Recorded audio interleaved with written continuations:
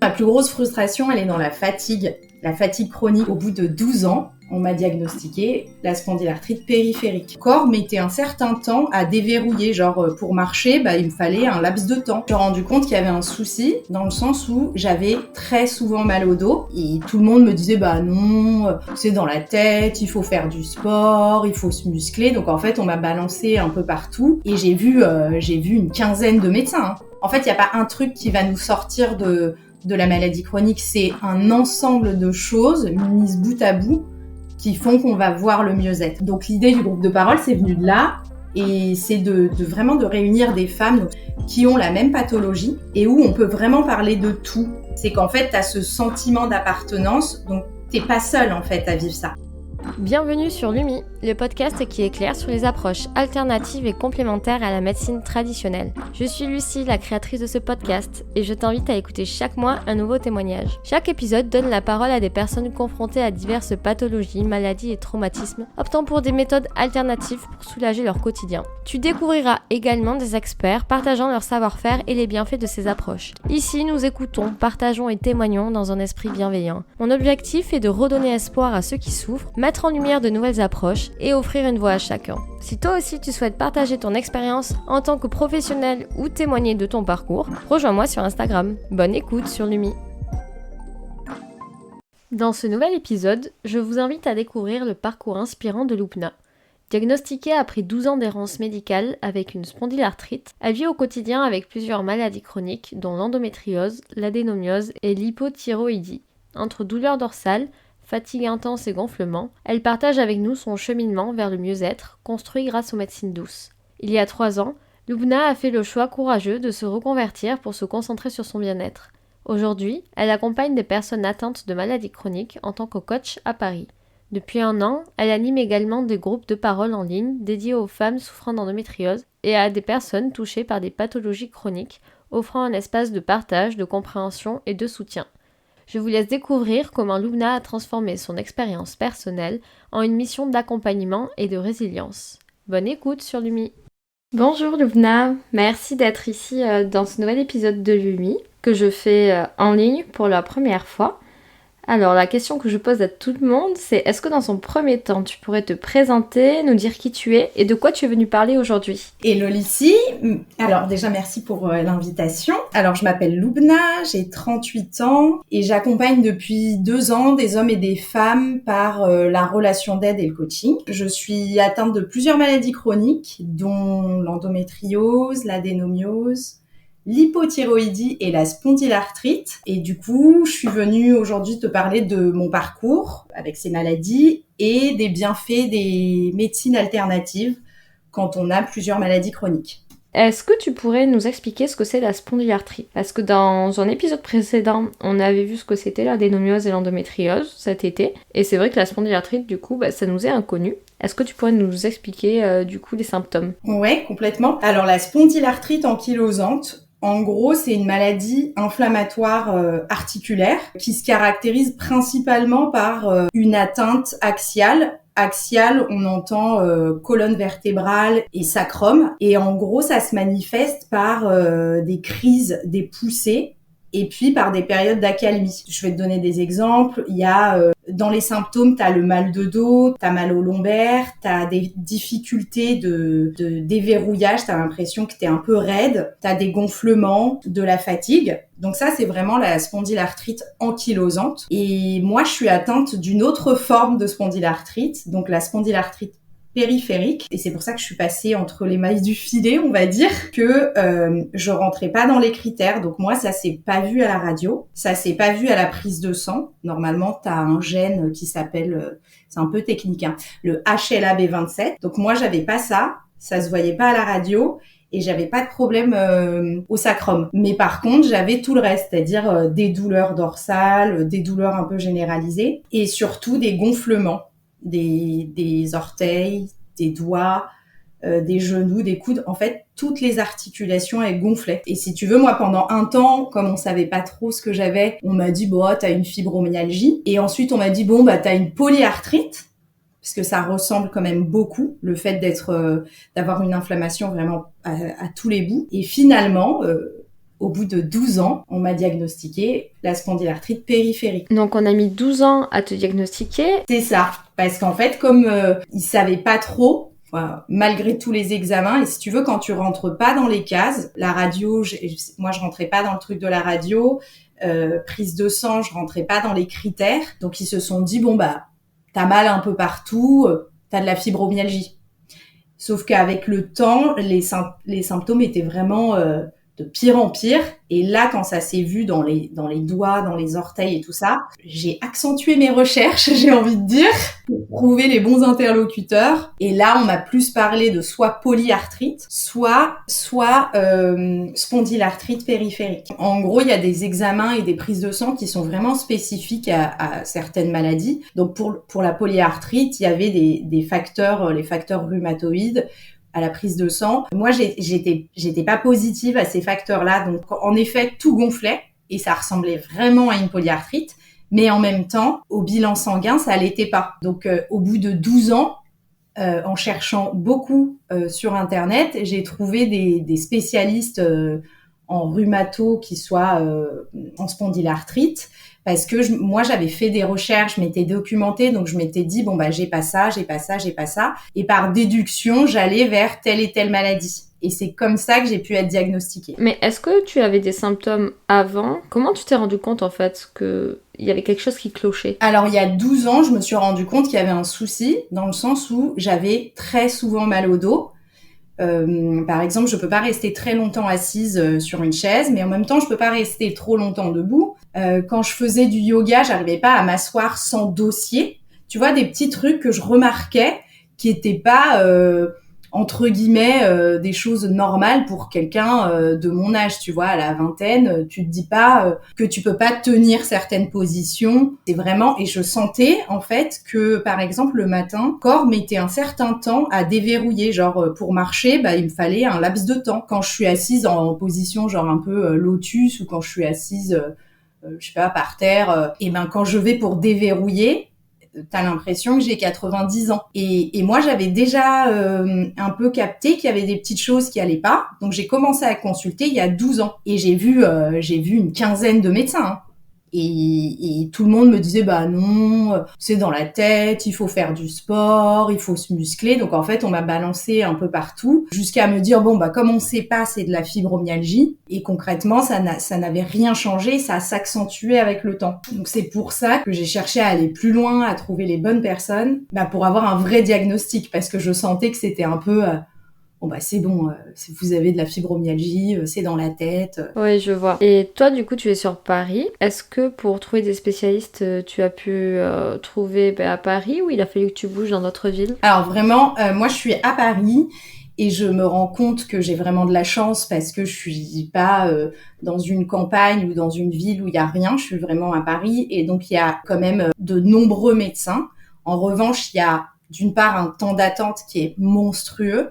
Tu peux attendre 1 an et demi pour voir un spécialiste ou 2 ans. Donc la maladie, elle peut évoluer entre-temps. Et en plus de ça, la plupart des médecins, ils ont vraiment, pas le temps d'écoute. Ils prennent pas réellement en compte ce qu'on dit. Donc moi, j'ai vu des grands spécialistes, des gens qui sont soit dans des services hospitaliers, soit reconnus dans leur domaine, mais qui sont tous passés à côté de ce que j'avais. C'est quand même fou et très frustrant de se dire que t'es... entre les mains des bonnes personnes, mais que malgré ça, tu n'arrives pas à trouver le problème et les solutions à tous tes maux. Ouais.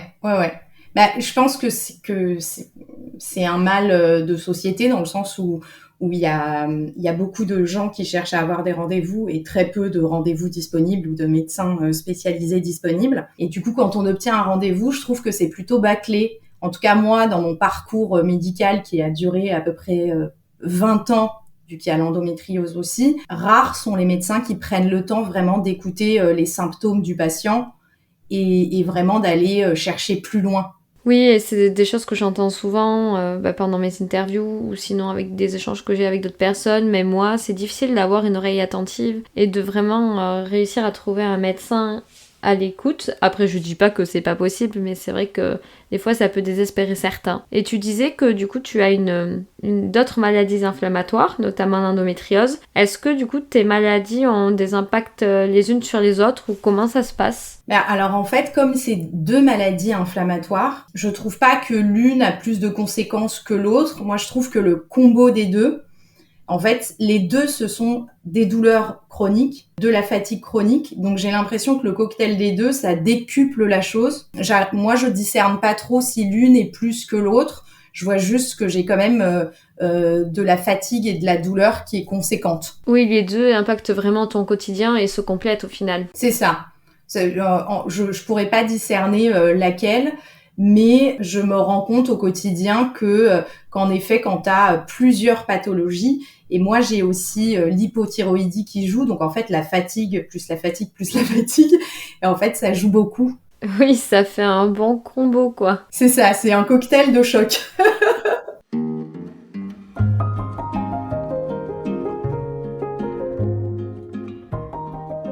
Et justement, quelle démarche tu as mis en place pour essayer de soulager tes maux? Alors moi, j'ai commencé il y a une quinzaine d'années à mettre en place des approches alternatives parce qu'en fait, comme personne savait ce que j'avais et qu'on m'écoutait pas trop, j'avais beaucoup de douleurs. Je me suis dit, je vais aller chercher ailleurs s'il n'y a pas quelque chose qui peut me soulager. Et avec le temps, je me suis rendu compte que c'était hyper complémentaire et ça fait des années maintenant que c'est pas l'un ou l'autre. C'est pas l'un contre l'autre, mais c'est vraiment les approches alternatives en plus de la médecine allopathique. Moi, j'avais commencé, je me souviens, par l'ostéopathie pour les douleurs dorsales et que j'ai continué, ça fait 15 ans, j'y vais pas tous les jours, hein, j'y vais une fois par trimestre, mais ça, j'ai continué, j'ai fait de la naturopathie, de l'acupuncture et de la micronutrition. Et en gros, vraiment, je me rends compte qu'il y a genre 5-6 trucs que j'ai mis en place, en fait, pour éradiquer au maximum l'inflammation, parce qu'il y a l'inflammation de l'endométriose et l'inflammation de la spondie. Moi, j'ai mis en place un régime anti-inflammatoire, avec du temps, hein, pas du jour au lendemain. Hein. De la micronutrition, donc c'est vraiment la chronobiologie de la nutrition, donc manger à telle heure pour récupérer en énergie. La prise de compléments alimentaires, les mouvements, genre en fait, fatigué, pas fatigué, douleur ou pas, en fait, je bouge. Je fais du yoga, de la danse et je bouge un minimum par jour. Ça, c'est hyper important. Alors que quand on est malade, franchement, on se dit oh là là, c'est difficile, c'est horrible et tout. Et je trouve que ça a du bon. J'ai aussi réduit le stress au max, dans le sens où je me suis quand même reconvertie professionnellement il y a 2 ans. Donc, j'ai plus du tout une vie à 1000 à l'heure, hyper stressée, stressante. Et j'écoute beaucoup plus mon corps. Donc, je prends beaucoup plus de temps pour moi. Ça, c'est vraiment les trucs que j'ai mis en place, d'apprendre à écouter son corps, de prendre du temps. Si là, mon énergie, elle est basse, du coup, je priorise mon bien-être avant le boulot, les injonctions et tout ça. Et pourquoi j'ai mis tout ça en place, c'est grâce à mes rendez-vous en micronutrition, mes rendez-vous en ostéopathie. Tu vois, tout ça mis bout à bout, ça fait prendre conscience de qu'est-ce qui nous fait du bien, en fait. Oui, c'est plusieurs petites choses qui contribuent à ton bien-être au quotidien. Ouais, c'est exactement. En fait, il n'y a pas un truc magique, genre il n'y a pas un médicament magique ou une séance de médecine alternative, que ce soit la sophro, l'ostéopathie, une naturopathie. En fait, il n'y a pas un truc qui va nous sortir de la maladie chronique. C'est un ensemble de choses mises bout à bout qui font qu'on va voir le mieux-être. Et justement, tu disais que tu continues à bouger, que tu continues à faire du sport. Est-ce que tes maladies, elles ont un impact dans ton boulot? Est-ce qu'il y a des choses que tu ne peux pas faire, des choses que tu dois adapter? Ouais, alors en gros, moi, ce qui m'handicape vraiment le plus, que ce soit dans la vie quotidienne ou professionnelle, j'ai envie de dire ma plus grosse frustration, elle est dans la fatigue chronique, parce que comme mon corps, il est en inflammation avec les différentes maladies, ou en fait, même si je dors 10 heures par nuit, je me réveille, je suis pas à 100%. Et ça, je pense que c'est un truc qu'il faut qu'on prenne en compte, que les personnes atteintes de maladies chroniques se rendent compte et d'arrêter de culpabiliser. C'est le côté, en fait, tu te réveilles, t'es peut-être à 60%, alors que quelqu'un qui n'a pas de maladie, il est à 100%. Donc moi, je me rends compte que mes journées, elles sont plus courtes. Et donc, j'ai adapté mon quotidien, c'est-à-dire ma gestion du temps et ma gestion de, de mon énergie, dans le sens où, par exemple, il y a des activités que je vais pas faire ou moins faire. Je sais pas, il y a des sports que je peux pas du tout faire parce que ça va me faire mal à mes articulations, genre, je sais pas moi, la corde à sauter, la boxe, la course. C'est pas possible, tu vois. Si je fais ça, je vais avoir une inflammation des genoux et je ne vais pas pouvoir marcher. Donc, en fait, je préfère ne pas le faire. Et il y a des choses où, genre, je vais m'adapter dans le sens où je sais que je vais mettre plus de temps à récupérer. Je sais pas, moi, les sorties, les anniversaires, les restos, bah, je vais pas dire oui à tout. Je vais dire oui à ce qui, moi, me convient ou quand je sais que ça va me faire du bien. Mais si ça va me drainer mon énergie, ben en fait, je préfère ne pas le faire. Niveau professionnel, comme j'ai changé d'activité, avant je travaillais 90 heures par semaine. Là, depuis 2 ans, comme je suis à mon compte, moi, tous mes accompagnements et tous mes groupes de parole se font l'après-midi et le soir. Parce que moi, je me rends compte que mon énergie, elle est plus présente l'après-midi et le soir, et pas le matin. Donc en fait, tu vois, j'ai adapté vraiment en fonction de moi, parce que avec le temps, je trouve que les maladies, elles t'aident à apprendre à te connaître. Tu disais que tu avais fait un grand changement. Dans quoi tu travaillais avant? Qu'est-ce que tu faisais? Ça a dû être quand même difficile à gérer pendant 12 ans dans ton quotidien, dans ton boulot. Alors concrètement, avant, j'étais directrice de de production en événementiel. Donc, j'avais un rythme de vie très, très intense, avec pas d'horaire, c'est-à-dire je pouvais travailler le matin, l'après-midi, la nuit, et surtout beaucoup, beaucoup de responsabilités et beaucoup de stress. Et si tu veux, à une période, je me suis dit, bah dis donc, faut savoir que dans mon métier, j'étais toujours debout, toujours à courir. Donc, j'étais jamais assise dans un bureau. Donc, si tu veux, le mal de dos, je le sentais pas trop parce que j'étais toujours en activité.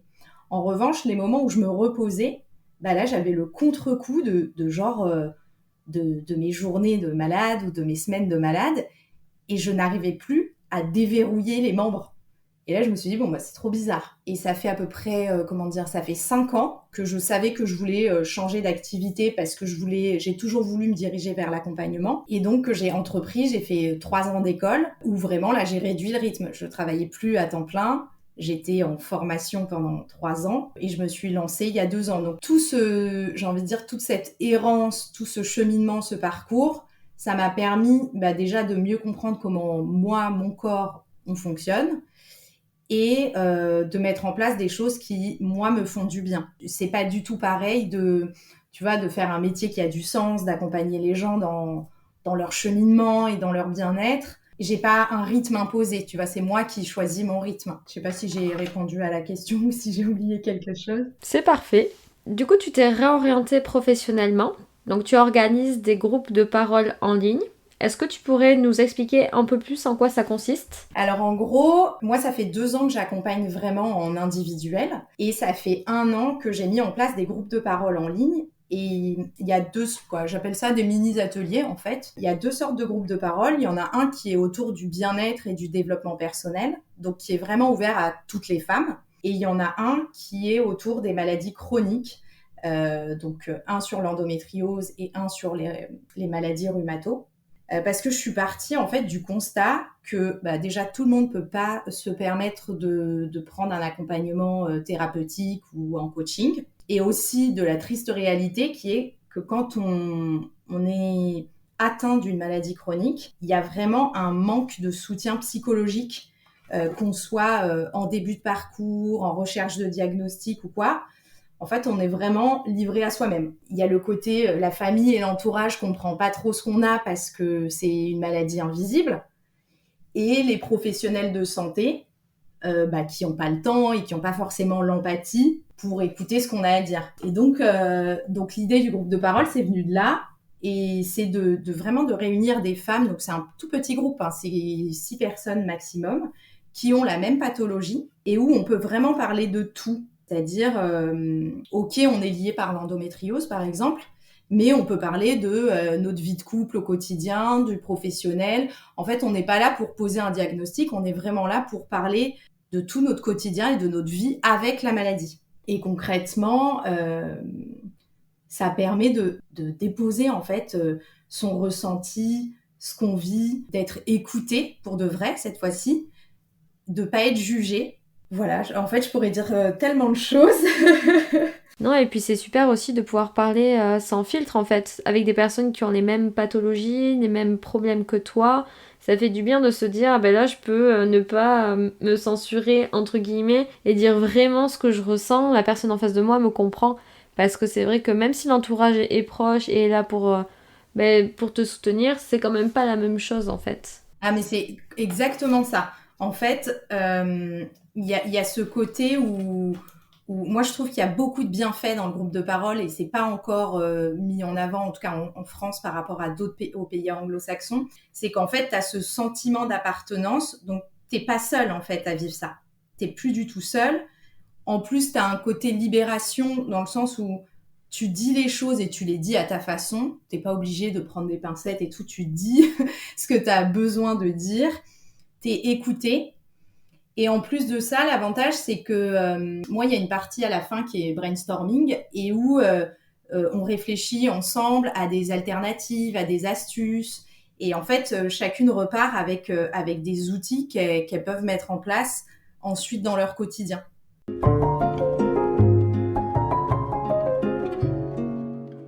Et puis c'est top, ça crée du lien aussi au-delà du groupe de parole. Enfin, elles se rencontrent là, mais elles peuvent devenir amies et se voir dans la vraie vie. C'est cool ça aussi. Ouais, complètement. En fait, il y a le truc au début où la plupart des femmes que j'ai, moi je les ai soit par mail, soit par téléphone, elles me disent oui, mais le groupe, c'est pas trop pour moi, j'ai un peu peur et tout. Bon, déjà, il faut savoir que tout le monde se dit ça. Donc en fait, dans les 4 à 6 femmes, tout le monde se le dit. Donc finalement, elles arrivent et puis au bout de 2 minutes, bah en fait, elles sont détendues parce qu'en fait, c'est hyper naturel. On n'est pas là pour tu vois, c'est pas comme quand tu vois un médecin, tu sais qu'il a 15 minutes à t'accorder et qu'il va falloir être très précis, factuel et tout. Là, c'est vraiment cool, quoi. C'est vraiment un moment. D'ailleurs, il y en a certaines qui me disent, en fait, c'est mon petit moment bien-être, tu vois. Genre, comme quand tu vas, je sais pas moi, te faire masser ou quoi. Et là, en fait, elles se posent et elles prennent du temps pour elles. Et certaines, en fonction des connexions, ou même des villes, tu vois, qui habitent, parce que c'est en ligne, donc j'ai vraiment des gens, tu vois, j'ai des gens du Québec, voilà, et bah du coup, elles gardent contact et elles se font des trucs entre elles, et ça, c'est génial. Moi, je trouve ça c'est trop bien. Et puis de voir aussi que des personnes arrivent à créer du lien, à libérer leurs paroles. De ton côté aussi, c'est super parce que ça montre bien que ce que tu fais, c'est utile et que tu peux continuer à faire ça aussi dans ton quotidien et dans ton travail. Ouais, mais en fait, il y a ce truc, ça permet en fait à des femmes d'avoir un soutien psychologique qu'elles pourraient peut-être pas avoir ailleurs, parce que on va pas se mentir, faire une thérapie, ça coûte, c'est un certain budget, alors qu'un groupe de parole, c'est très très abordable. Et je trouve ça génial en fait de se dire bon bah je peux venir une fois, mais je peux venir 10 fois. Et les retours que j'ai, bah en fait, ça me conforte sur le fait qu'accompagner les gens dans leur cheminement, c'est génial en fait. Ça fait du bien parce que moi, à leur âge, je dis ça comme si j'avais 70 ans, mais en fait, j'aurais aimé trouver quelque chose comme ça dans le sens où tout ce qui était proposé à l'époque, bah, il y avait pas c'était soit aller chez le psy, soit il y avait des groupes sur Facebook, mais c'était très dans le pathos.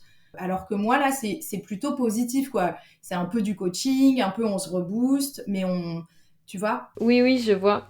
Et qu'est-ce que tu pourrais dire à quelqu'un qui vient d'être diagnostiqué ou qui ne l'est pas encore et qui se sent un peu désemparé? J'ai plein de trucs à dire. Alors, pour les personnes qui n'ont pas qui ont pas encore été diagnostiquées, j'ai envie de dire, écoute-toi. Genre, si tu sens qu'il y a quelque chose qui va pas, même si personne te croit, vraiment, écoute-toi et continue d'investiguer et persévère. Parce que moi, si je m'étais arrêtée, bah, j'avais pas d'endo, j'avais pas de quoi. En fait, si toi, tu sais et tu sens ton corps qu'il y a un truc qui est pas normal, bah continue, même si le chemin peut être difficile, mais continue. Pour celles qui sont diagnostiquées, j'ai envie de dire, premièrement, t'es pas seule. T'es pas du tout seule. Il faut juste trouver les bons interlocuteurs et s'entourer des personnes bienveillantes. La deuxième chose, c'est tu n'es pas ta maladie. Ça, c'est un truc hyper important, moi, dans mes accompagnements, c'est que, ok, tu as 1, 2, 3 maladies chroniques, mais en fait, t'es bien plus que ta maladie, en fait. T'es une personne à part entière. De pas te comparer, parce que c'est génial de s'aider de toutes les ressources qu'on peut trouver aujourd'hui, que ce soit par les blogs, par les podcasts, mais en fait, ne te compare pas. Tu vas se dire, ah bah telle personne, elle a réussi à courir alors que moi, je suis dans le même cas, j'ai pas... Non, en fait. Les symptômes sont différents chez chacune. Et les 2 derniers trucs, c'est vraiment de prendre les choses étape par étape et d'arrêter de se mettre la pression parce que les choses, elles se font à ton rythme. Tu vois, tout ce qu'il y a à mettre en place en termes de régime alimentaire, en termes, tu vois, le sport, tout ça, c'est étape par étape. Faut pas du tout se dire, oh là là, faut que je fasse tout pour demain. Non. Et le dernier truc, c'est vraiment de pas négliger l'aspect psychologique. D'aller chercher du soutien, que ce soit par un psychologue, par de la thérapie, du coaching, des groupes de parole. En fait, c'est de se faire aider dans tout ce parcours. C'est hyper important. Oui, et quand on parle maladie, on parle souvent du côté physique de la maladie et pas forcément le psychologique. Et c'est vrai que c'est un grand chamboulement dans ta vie et que ça a forcément un impact au niveau psychologique et que ça c'est moins pris en charge, on va dire, ou si ça ne vient pas de toi, en fait, c'est compliqué quoi. En fait, c'est hyper complémentaire, on peut pas dissocier, on peut pas se dire bon bah mon corps va ma tête va mal, mais ma tête c'est que ma tête et mon corps c'est mon corps. Non, en fait, c'est vraiment c'est très global et le fait de voir la maladie autrement, de voir le chemin autrement et de comprendre aussi ce qu'on vit et d'accepter qu'en fait c'est un chemin, et ben ça permet de vivre ça de façon moins difficile. Et je trouve en tout cas qu'aujourd'hui, en tout cas en région parisienne, je sais pas comment c'est dans d'autres villes, mais il n'y a pas cet accompagnement psychologique quand on est dans un parcours de maladie chronique. Oui, voilà, c'est ce que je disais tout à l'heure. C'est le point de vue psychologique, il est vraiment moins mis en évidence. Et si de nous-mêmes, en fait, on fait pas la démarche, on va pas forcément nous accompagner aussi pour dire, écoutez, là, il faut aussi traiter ça d'un point de vue psychologique. Donc c'est vrai que c'est pas forcément évident non plus, quoi. Complètement, ouais. Et en fait, le médecin va traiter le symptôme et pas la cause. Et puis surtout, il va traiter la partie du corps. C'est-à-dire, tu vas avoir un rhumato quand t'as mal là, tu vas avoir un truc quand t'as mal là. Et il n'y a pas de truc global.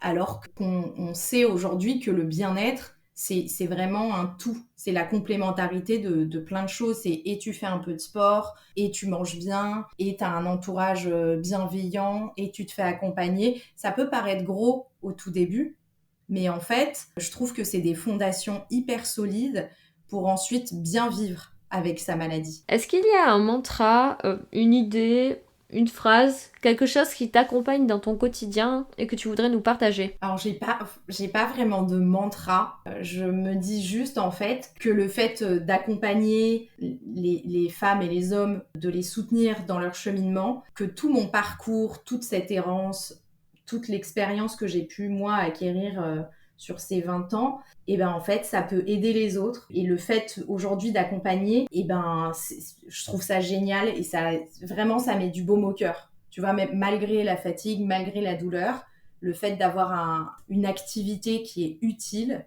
au monde, même si c'est qu'à mon petit niveau, ben en fait c'est génial. Tu voudrais ajouter quelque chose avant de conclure cet épisode?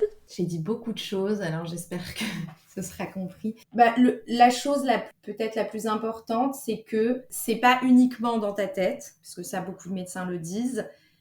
Si tu le ressens, c'est que ça existe. Et tu n'es pas seul. Donc après, là je me répète un peu, mais de trouver vraiment les bonnes personnes, mais de pas rester soit dans l'environnement qui nous dit mais non c'est dans ta tête, voilà, soit de rester sur un diagnostic non fiable d'un médecin qui a dit bon non il n'y a rien. Vraiment de continuer et de se dire il y a d'autres personnes qui vivent la même chose, il faut juste que je les trouve. Eh bien c'était super. Merci beaucoup Lubna d'avoir participé à ce premier épisode en ligne. J'ai pris beaucoup de plaisir à l'enregistrer avec toi. Et moi, je te souhaite plein de belles choses pour l'avenir. Merci à toi. déjà pour ce podcast que je trouve génial et de m'avoir permis de parler de mon parcours. Je remercie encore une fois Loubna d'avoir participé à cet épisode de Lumi. Si vous avez des questions à lui poser, n'hésitez pas à la contacter sur son compte Instagram ou Facebook, Blabla Club Paris. Vous pouvez aussi lui poser toutes les questions par rapport à ces groupes de parole qu'elle organise en ligne. Cet épisode vous a plu? N'hésitez pas à le partager autour de vous et à laisser votre avis. Il est disponible sur toutes les plateformes. Et si vous aussi vous souhaitez témoigner de votre parcours, je vous invite à me contacter sur Instagram. À bientôt sur Lumi!